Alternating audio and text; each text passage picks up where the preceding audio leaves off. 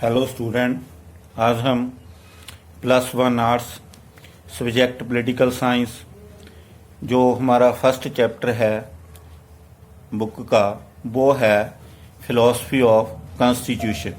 तो हमने कॉन्स्टिट्यूशन की बात की थी। तो फर्स्ट पार्ट उसका किया था, मीनिंग क्या है और क्यों ज़रूरी है, उसकी ज़रूरत क्या है। इस तरह से हमने उसके बारे में बात की थी कि एक कॉन्स्टिट्यूशन होना चाहिए, उसकी ये नेसेसिटी है कि इन चीज़ों के लिए बहुत ज़रूरी है। तो वो बात की थी हमने। आज हम उसका सेकंड पार्ट कर रहे हैं, कंपोजिशन ऑफ कॉन्स्टिट्यूएंट असेंबली। जो हमारा कॉन्स्टिट्यूशन है इंडिया का, वो जब इंडिपेंडेंट हमने प्राप्त करनी थी तो उस समय कैबिनेट मिशन प्लान ने एक सुजेशन दिया था कि आप अपना कॉन्स्टिट्यूशन तैयार कर सकते हो, जिससे आप अपना इंडिपेंडेंटली देश के एडमिनिस्ट्रेशन को चला सकते हो।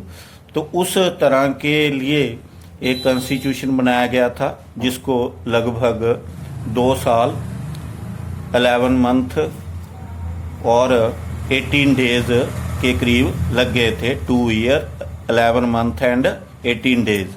तो इस तरह से बन के तैयार हुआ था। वो किसने बनाया उसकी हम बात कर रहे हैं, composition of the constituent assembly. ये कॉन्स्टिट्यूएंट असेंबली को की कंपोजिशन की गई थी, उसके द्वारा ही कॉन्स्टिट्यूशन बनाया गया था। फिर ड्राफ्टिंग कमेटी बनी थी, उस तरह से।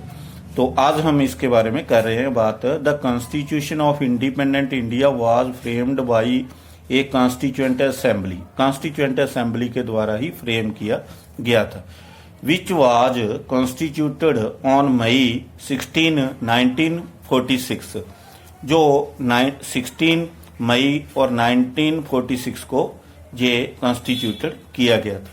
तो उसी तरह से हम बात कर रहे हैं कि एक कैबिनेट मिशन प्लान था, उसकी बात कर रहे हैं। According to the provision of cabinet mission plan, तो कैबिनेट मिशन प्लान ने कुछ सुजेशन दिए थे कि किस तरह से आप कॉन्स्टिट्यूएंट असेंबली को एस्टेब्लिश कर सकते हैं, या उसकी इलेक्शन कर सकते हैं, या कंपोजिशन बना सकते हैं उसके लिए।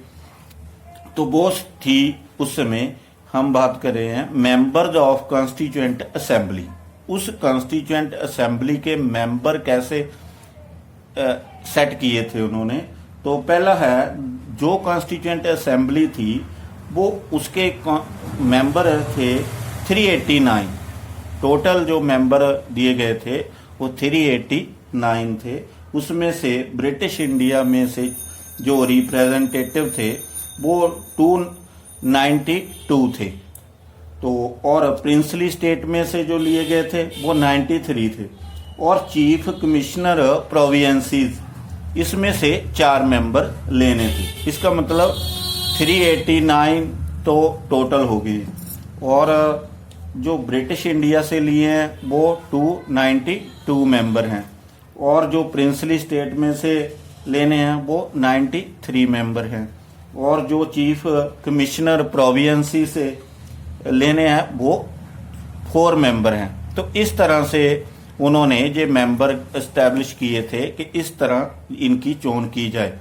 तो जो 1 रिप्रेजेंटेटिव होगा वो कैसे चुना जाएगा, किस तरह से। तो उसका है 1 representative will be elected after the population of 10 lakh. 10 lakh के पीछे जो एक रिप्रेजेंटेटिव को चुना जाएगा, जो ये ऊपर उक्त एक जो कंपोजिशन ऑफ कॉन्स्टिट्यूएंट असेंबली में मेंबर एस्टेब्लिश करने थे उसके। फिर उनमें से एक उन्होंने प्लानिंग की कि अलग अलग जो कॉम्युनल तौर पर भी इनकी अलग से सिलेक्शन होगी। जैसे जनरल सीट एस्टेब्लिश कर दी उन्होंने 210 सीट जो जनरल सीट बन गई, जिसमें से जो जनरल कैटेगरी के लोग हैं वो वोट डालकर वो उनका रिप्रेजेंटेटिव होंगे 210। और सिख जो सीट्स थी उनके लिए रिप्रेजेंटेटिव 4 निश्चित किए गए, और मुस्लिम सीट के लिए जो बनी थी वो 78 थी। तो इस तरह से ये सीट एक रख दी गई थी कम्युनल सब्जेक्ट के ऊपर, बेसिस ऑन द कास्ट के ऊपर या रिलीजन के ऊपर, उस तरह से। तो चीफ कमिश्नर प्रोविंसीज, इसमें से जो चीफ कमिश्नर प्रोविंसी थी उसमें उन्होंने रखा था chief commissioner province one each member one member each shall be elected. तो हर एक प्रोविंसी से एक मेंबर को इलेक्ट किया जाएगा। तो उस तरह से इन्होंने ये सेट कर दिया था कंपोजिशन ऑफ जो कॉन्स्टिट्यूएंट असेंबली थी। अब इन सब के मेथड्स क्या रखे उन्होंने, मेथड्स ऑफ इलेक्शन के मेथड। अब एक तो ब्रिटिश इंडिया था, एक प्रिंसली स्टेट थे, उन दोनों में से मेथड रखी है उन्होंने election of the constituent assembly. तो उस तरह से उन्होंने जो मेथड रखे थे उस काम के लिए वो थे member of the provincial legislature assembly. तो जो एक तो मेंबर जो बनने हैं प्रोविंशियल जो लेजिस्लेटिव असेंबली थी, उन्होंने सिलेक्ट करने थे single transfer able vote system के जरिए। तो उसमें से ये सारे सिलेक्ट करने थे। हमने उपरोक्त बताया कि सिख, मुस्लिम और जनरल कैटेगरी के अलग अलग उन्होंने सिलेक्ट करने थे, उसी तरह से इन्होंने भी वहां पर किया। और जो जो मेथड था इलेक्शन का वो सिख कैटेगरी के अलग थे और मुस्लिम कैटेगरी के अलग थे और जनरल कैटेगरी के अलग थे। अब हम बात कर रहे हैं उसी तरह से जो प्रिंसली स्टेट थे वहां भी उसी तरह रूलर्स के साथ बात करके तो उन्होंने एक इलेक्शन सिस्टम एस्टेब्लिश किया जो पॉपुलेशन के अकॉर्डिंग ही था, जैसे हमने पहले बात की थी। Election of the constituent assembly, अब इलेक्शन होनी थी। कांग्रेस पार्टी और मुस्लिम लीग और सिख्स, इंडिपेंडेंट एंड अदर्स, तो इन्होंने किस तरह से वहां पर परफॉर्मेंस की अलग अलग तरीके से वो था। एक तो जो जनरल बात थी कि कांग्रेस पार्टी ने 199 जो आउट ऑफ 210 हमने बात की थी, 210 सीट थी, उसमें से 199 इन्होंने जीत ली थी। और जो मुस्लिम लीग थी उन्होंने जीती थी 73 और 78 में से। और जो सिख थे वो उन्होंने 4 में से 4 जो सीट प्राप्त कर ली थी। इस तरह से ये बना था। और जो इंडिपेंडेंट थे उन्होंने 11 एंड अदर थे वो 11 सीट उन्होंने जो जनरल असेंबली जो कॉन्स्टिट्यूएंट असेंबली की थी वो गेन कर ली थी। अब आ गया boycott of the constituent assembly by the Muslim league.